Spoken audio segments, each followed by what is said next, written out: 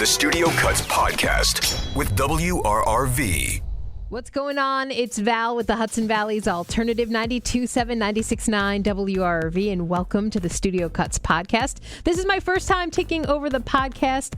I hope you'll go easy on me, but I had the chance earlier this week to chat with some friends in LA, and by friends, I mean three brothers that make up the band Palaye Royale. Let's see what the guys have been up to.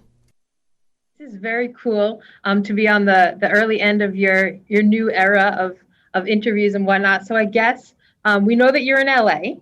If we were going to send our listeners to where you are at this moment, what's one thing you would tell them, like off the bat? Here's what you need to do right now. In Los Angeles. Yeah. What is there to do here? There's so much to do in LA. But I think if it's the tourist stuff, stay away from Hollywood. Stay away from okay, good advice. Go straight to the Rainbow Room and go have fun. Okay. Yeah. Rainbow Room's usually the quintessential rock and roll place. It's weirdly made like the strangest comeback of all time, the Rainbow Room. But I guess that's a good thing.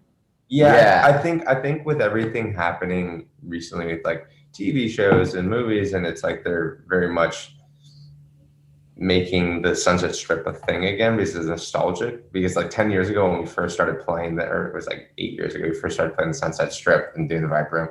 It was kind of like, you're playing the Strip, like that's not that cool. But now it's like, oh, you're playing the Sunset Strip, that's cool. It's cool again. And it's like, oh, cool. Like after we're past that, now it's cool. Awesome. But so let's talk music. I mean, in the past couple of weeks, you guys have released not one but two songs. So what was the idea behind dropping two songs back to back with videos? Honestly, this was the first time. It was one of those things that we've always been like, oh, we're going to do, let the fans get one song, and our label's like, Ash, the head label, was like, and our manager actually, they were sitting on the beach in Tahoe listening to the record, and they're like, they should put these two songs out together. I'm like, that is the most romantic thing about Palaye Royale. Yeah, so that was we did not expect about two songs. We didn't. It was like a week before, and it was like we're putting them both out the same day, and we're like, all right, well, let's think about a way to do it. So we'll have the premiere happen at midnight, one happen at noon, and it works. Like everyone thought it was going to be like one was going to do substantially better than the other. Yeah, it was definitely kind of out of left field because we did not expect both songs to come out on the same day, and like literally 2 days before the tracks came out, we were still editing the music videos. Yeah. So we were right up to the end there.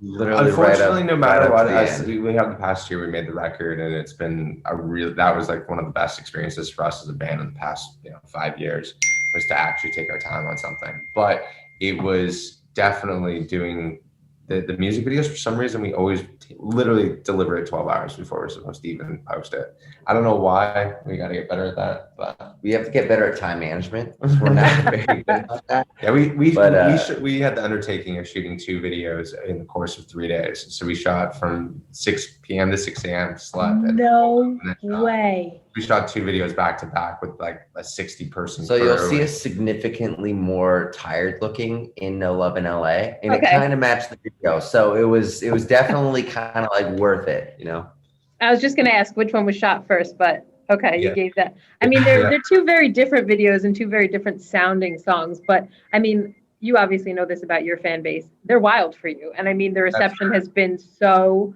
like to follow your socials and stuff, your fans are just going nuts. And they're so excited about, as you're calling it, this new era. Yeah. Well, I think definitely been that's the one thing that we've learned from the two releases, and that was a huge thing. Our producer that worked on this whole album with us, Mr. Chris Giardi, he said the other day, he's like, it just shows proof that without anything, your fans are going to take the songs to a whole new world that a lot of promotion can't do by itself, because it's so organic. And they're just like so invested into the project. And I think that's what, because it is, at the end of the day, we're telling our stories and saying what it is, but we're just being truthful to it. And that's why people are relating to it and I digging deep on it. As far as like the two different sounds go, I think that's one thing we always kind of aspired, especially with this new record. We didn't really try to define the sound into one genre, because we're really not, if you kind of look at us, we're all kind of different looking. So why would we be cohesive with one sound? So it's, this record kind of is, it's I wouldn't describe it as like a certain genre, but to us, it's just a piece of art, you know. That's awesome. I loved when I was like reading about like some of your background and inspiration and stuff that you said the Tim Burton inspiration, a fashion art rock band and a fashion art trio. Like normally, like when you talk to these bands, you talk to these artists, it's like, oh, this is my inspiration, or we work on this specifically. You guys are like, this is who we are, and it's so many different moving pieces. And I think that's the most important thing about what with Palaye is. It's the other day we were rehearsing and Emerson was out of town. It's just so funny to see, like, it's one thing drummers will just be like, I'm going to focus on this part, but because he's drawing all the comic books, designing all the merch, doing all the artwork for the band, you know, on an even more scale, building like a completely immersive world that's going to be with this next era, that, you know, not hiring anyone else, he's learned how to, you know, program and everything in the past year. And yeah, I think one of the most interesting bands, in my opinion, is the Velvet Underground. And to me, like, I think it would be the most interesting thing if Andy Warhol was in the band or like one of the members of the band. So I haven't seen really any band do that. So I mean, I'm doing my damnedest. It's awesome. The creativity that surrounds the three of you is just incredible. Thanks. Thank you so much. That means the world. I think it's important to create this almost like safe haven divinity within this world, because obviously in the last year and a half, this world can be a bit strange and challenging, a little bit unpredictable, mostly all the time. So if you have this moment to suspend your emotions with art, music, philosophy, poetry, architecture, then that's kind of what I want to express and spend my time in existence doing. Yeah, that's awesome. Now to go to the past year and a half, you guys released an album like very early on into the world changing forever. What was it like to release an album and not be able to go out and support it and talk about it and really get the full experience? We got really lucky that we were able to do at least 20 shows. It's weird. Most bands, they put out a record, then tour the record. We started the touring of the album before the album even came out. And kind of doing backwards, I feel like the album is the last thing in the cycle, because you're like, here's the body of work. You're getting to enjoy the single world and like actually letting people live with a song versus here's 12 songs or 15 songs or whatever it is. So the Bastards, we were able to go into Europe in February or March of 2020. And it was amazing. It was like the best shows, the most surreal shows we've ever had as a band. Finally getting like 2,000 to 3,000 people in a room going insane and, you know, blocking off streets, getting kicked out of venues. And then it was like world stopped. We had to go home. And it was like, okay, it's only gonna be for a week. We're gonna start the American tour. We're gonna go home. And then just kept on, you know, pushing. And we're like, all right, whatever. We'll put out the record May 29th. And we were like, we're gonna stick to that date. And of course, everything else in the world on that week happened even more drastically, you know, Black Lives Matter and everything. And it was like, our album is not important. We got to stop talking about this. There's so much more important topics as well. So we made, you know, the decision, the right decision on that, because it was like, this is something we believe in, and we're going to go out and be in the protests and do whatever we can, and switch gears of the record kind of just didn't matter. And because it didn't, you know, and then it has lived. Songs have lived with the fans through it in a weird, different time.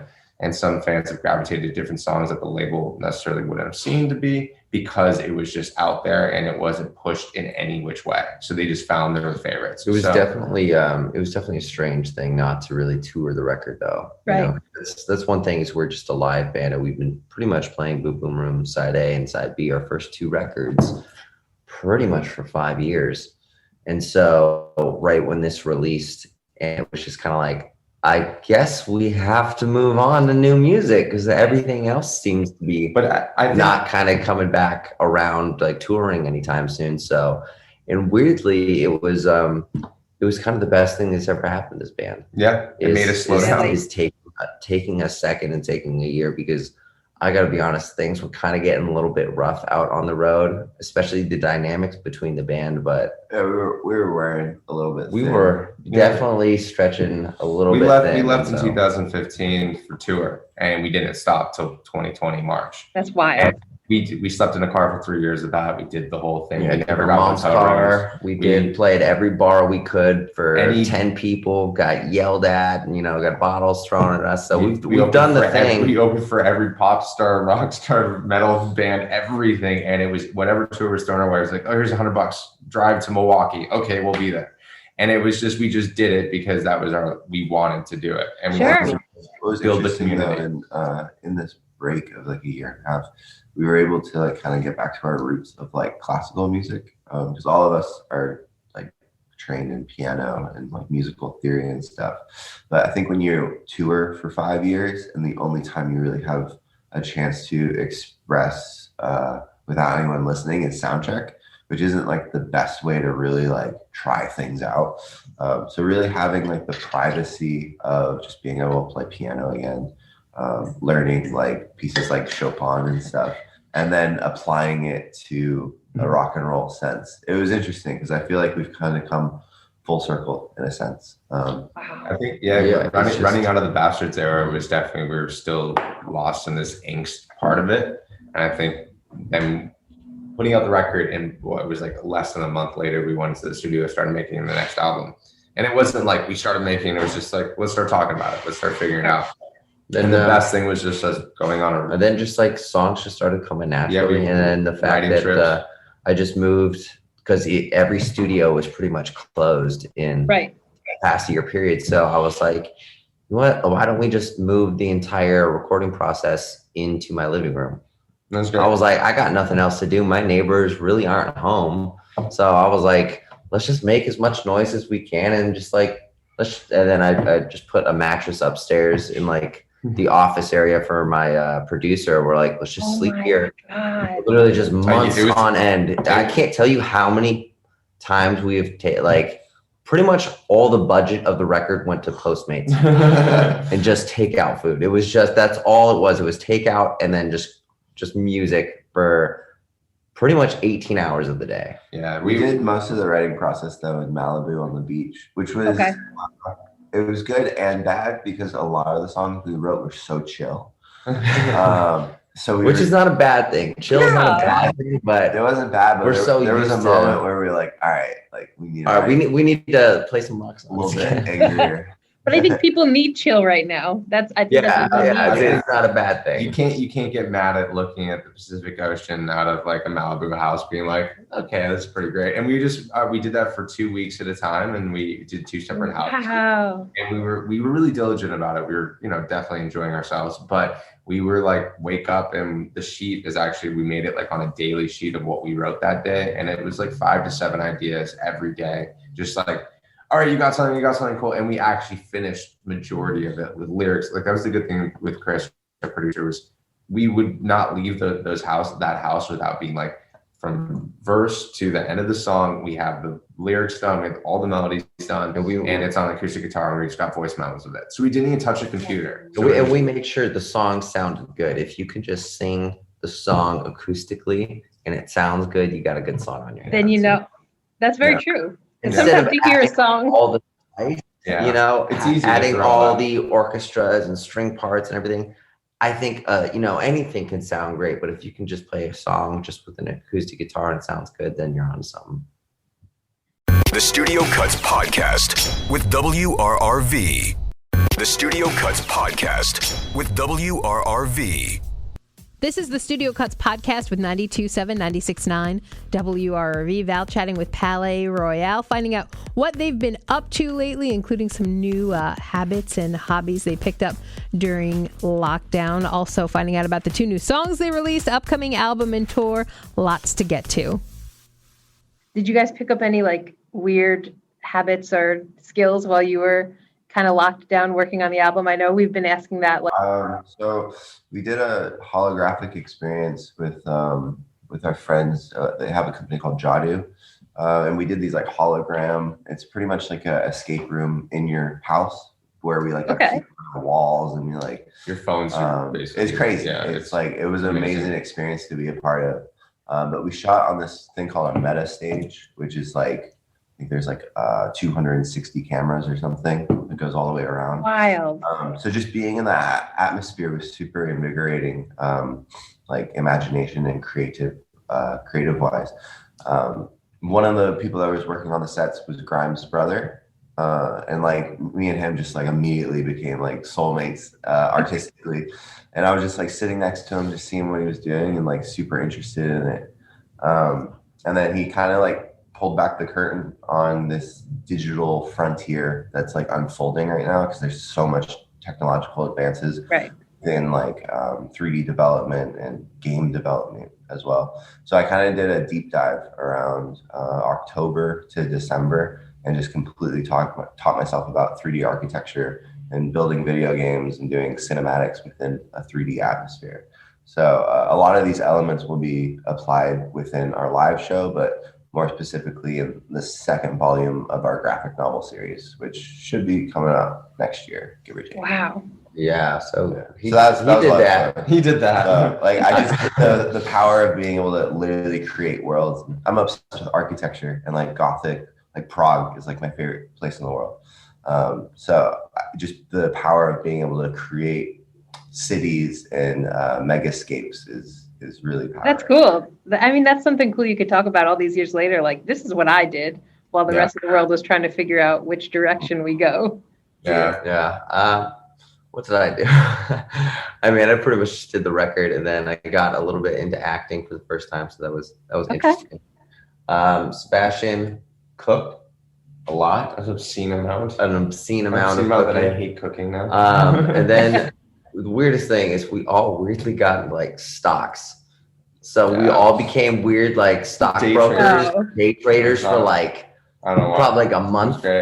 No, it was a good like 5 months. We had on while we were recording, we had on the TV like all the stocks, all the cryptos. I'm like, what the fuck are we doing? One of our musicians come and be like, "What is this, Wall Street?" Yeah. Were you ever into that before? Like, did you? I don't even understand what all those things. No, because you're on tour, you're just like your focus is like go to the show, play the show, get out of there, go to the next like city. Right. It's like so having all this time, it was like literally music's in crypto. It was funny. We were kind of like we were born in at least Remington and I were born in Las Vegas, but we all grew up in Las Vegas. Right. So I don't know. I think we do still have that element of like Las Vegas energy. Sure. Where it's just kind of like you figure it out. And the gambling thing for sure is like that's what it is. It comes out, like, we were playing poker. I was like, every single week during the whole thing. It was like a group of 8 people that we played poker every single week. And one of my best friends is a magician, so he was like would come over, and it was like we had Vegas in my house for like the whole quarantine, which was interesting. That's awesome. Do you guys get back to Vegas often? We try to stay away. Okay. I'm not the biggest fan of Vegas. Honestly, it's just like hot and dry. The second you get out to LA, you're like, oh my God, the weather's nice all the time. Maybe one day in like 10, 20 years, we'll have our own hotel and show on the Strip. But until then, we'll probably stay away. Okay, that's fair. Let's talk about the tour. You mentioned it a few minutes ago, but I mean, announcing some pretty significant dates. And it's pretty great. Yeah, we're really excited. The London's we're doing Roundhouse, which is like 3,700 people. Just to imagine that our first show was only 2.5 years ago or whatever. Yeah, to 120 people in London. And we sold it out and we're like, yes. We thought we were the biggest band in the entire world. We sold 100 tickets. It was 200 in Camden Market. 200 tickets. We're like, we're the biggest band in the world. We sold 200 tickets in a foreign country, and now it's like mentally I still feel like we're like in our mom's car, still having like that aspect of it. So it's like the stuff it still kind of hasn't hit you. So I still always want to. The second show in London was 1,500. It was like 1,500, and then that venue got like shut down, or something happened. Structurally wasn't sound. Okay. Right when we like a week before the show. And then the show got moved to like a 1,500 or 2,000 cap venue. Sold that out. So like our progression in London specifically is really incredible. Amsterdam as well. Amsterdam like accepts us as their own. Like literally, there's like pockets around the world that really like love I think us. Mexico City is one of those places. Like, okay.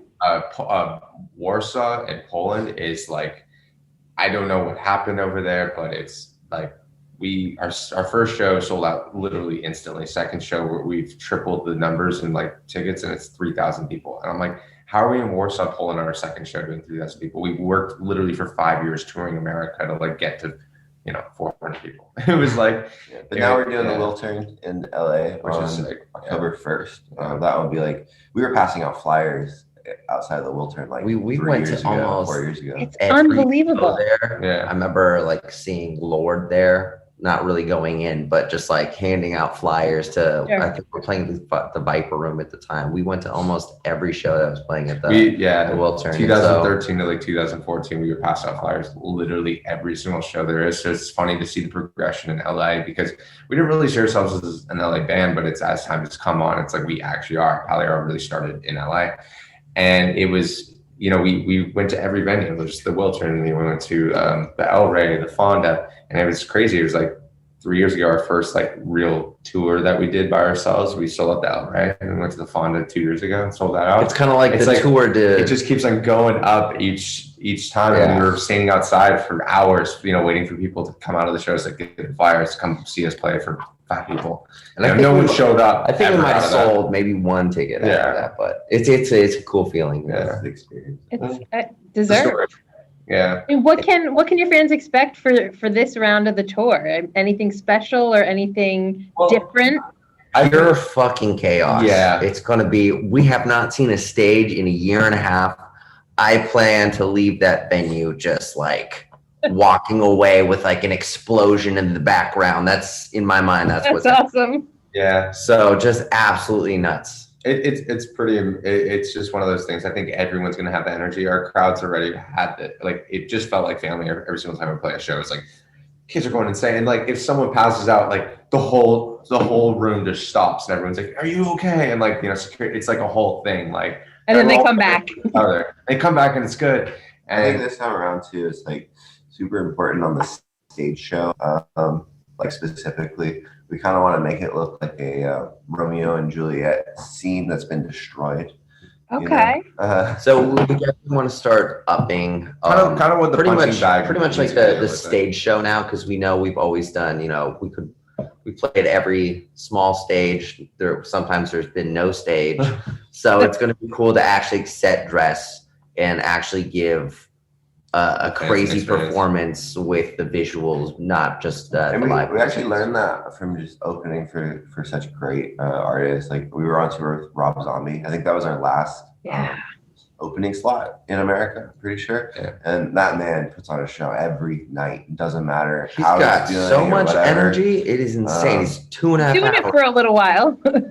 Jumping around. I'm like, no, I think taking from the greats and seeing what the little tricks that they use within their shows, we would take our notes and we would watch and see and learn every night and be like, okay, there's ways to do this better on a grander scale. Because I think shows in general, that like especially the anticipation for a show beginning is such a magical moment, and if you really harness it and expand it and like play with it, it makes the night literally memorable for the rest of your life. Yeah, absolutely. The European festival circuit, I think when the last time we really were able to do it was doing Pink Pop, and it was right before the Zombie tour, and I remember doing Pink Pop and like just seeing all from you had 1975 and then like all the way to Fleetwood Mac of acts. Right. Like, okay, it's cool to see, and you're on the same stage doing it, and your crowd's responsive is as the same, and it's a cool experience. And I think that was like once we started getting there, we've always been show ponies on stage. Like we don't stop running. It's literally like people don't expect like cardio for like straight hours. Remington will go climb every single thing in the whole entire place, jump in the crowd, come back to the stage, and it's like literally people started saying that it was like, oh, this is like cardio royale. Is there anybody that you've toured with in the past that like checked off your bucket list of like got to go out with this person, or is anybody still on your list that you're like we just got a call for like one of the craziest bands in the world right now? Yeah, and we're confirming if we're going to be the opening slot. Okay. but if we get that, it will be pretty wild. Definitely a bucket list. It's definitely one of the biggest names in rock history. It makes sense though. It's weird. Okay, so now you're gonna leave us hanging. Yeah. Oh, yeah. We've learned the hard way. We say things before it's good. Yeah. No, I get it. Yeah. Completely get it. Did I stop doing that? Stop talking. Did I see Bad Flower is going out with you guys? Yeah, so they're supporting us in the UK, in Europe, which is crazy too, because it's like that's a band that's done really well, and I think they do really well in America, and I think overseas they've been like building it. And it's funny, it's like how they built in America quickly is how we built in Europe quickly. So it's a flip flop thing. So it's kind of they're great though. I'm looking forward to touring with them. Yeah, and it's always so really funny. Like music, always have. Seeing like the first recommended video after like one of our music videos is Bad Flower. It's a good build. When we watch a Bad Flower video, it's like recommended to Palaye. It's cool. It was bound to happen, so we're really excited to take them out. We saw them if we were playing a festival in St. Louis. I remember Josh was standing behind the stage. He's like filming. He's like, these guys are so good. And I'm like, oh, that's nice. I appreciate, because a lot of people have this attitude of like, I can't tell you I like your music. You guys are okay. And he just had the attitude of like, oh, you guys are sick. And I'm like, I appreciate that. So I'm excited to see a Bad Flower show almost every night. So I'm excited. That's awesome. I saw them open for Shinedown a few years ago, and I was blown away. Yeah, what a performance. Yeah. Yeah, and then we have the American tour. We can say it now, it doesn't matter. But we had Dwayne and Mothica, who are opening up for the Wilson show. They're going to be opening up our whole U.S. tour. Awesome. So, yeah. And are the U.S. tour dates out yet? No, they were supposed to be like a month ago. Okay. But, yeah, it just fans are so upset with us. I'm like, it's not. Well, because like I mean, technically, like if you type in Palaye Royale show, like there's shows that we're playing right now. Yeah, we're still on tour right now. I think it's just that gray area of like the industry playing catch up with like, how do we do this properly without it's like refunds and stuff, and so there's like ticket venues, but we can say it's coming out next week. Yeah. So. Okay. Well, we were told that last week and the week before. But make any promises. Yeah. Yeah. I guess I don't know what I want to wrap with. Maybe I'll ask about a billboard in LA to celebrate, your release of your new music. What was that like to wake up to? We haven't seen it yet. Is it out? Is it out? It's out. The LA billboard? Yeah. No. I love it. You know your shit. I mean, I saw it on Instagram, I think. No, that was in the UK. Oh, that's UK. I thought there was an LA one too. No. The one in LA comes out today. Oh, it does. It does come out today. Yeah. Oh, well, that's the one. So London, we have not seen the one. Okay. Maybe I saw it.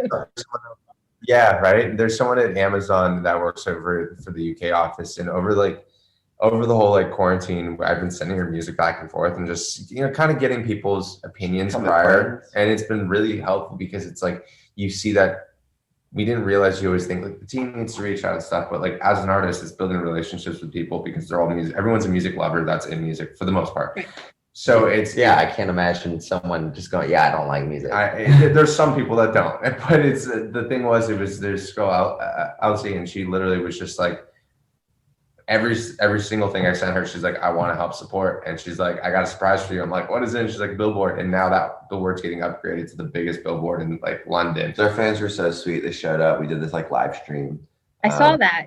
That went awry. Like we sounded like robots, but it was all right. It was in Palaye fashion. It's definitely technical difficulties there, but we got the message of love across. Yeah.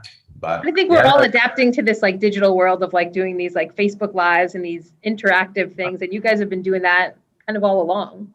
Yeah, that is true. Yeah. What's funny though is we never did a live stream, so I think when we come back, will be this special moment because it's like we kind of kept our live show sacred, this sacred thing, I think we did it right when we came out to her. Of course, my mind is like, let's work. So we were doing this weekly thing called Lonely with Palaye Royale, and we had our own late night kind of talk show that we did, and our friend was the interviewer, and then it just went out of control. Yeah, I think it's super important in this time. I think we've all realized self-preservation is very, very crucial because we love chess. We're chess players. So it's a long game. We're not playing checkers in our lives. Yeah, we're definitely after the long game. So we definitely want a career for the next. I want to be 80 up there on stage. Still touring? That's awesome. Seeing what the Stones are doing, it's very inspiring. I was just going to say that when you look at the Stones, and people are still lining up to get into their shows. Yeah, exactly. I think so. I don't know if I would rock the New Balance shoes as well as Mick Jagger, but I'm going to try my damnedest. I will live for the day to see one of you in New Balance shoes. Oh, it's going to be great. I'll put like little spikes on them.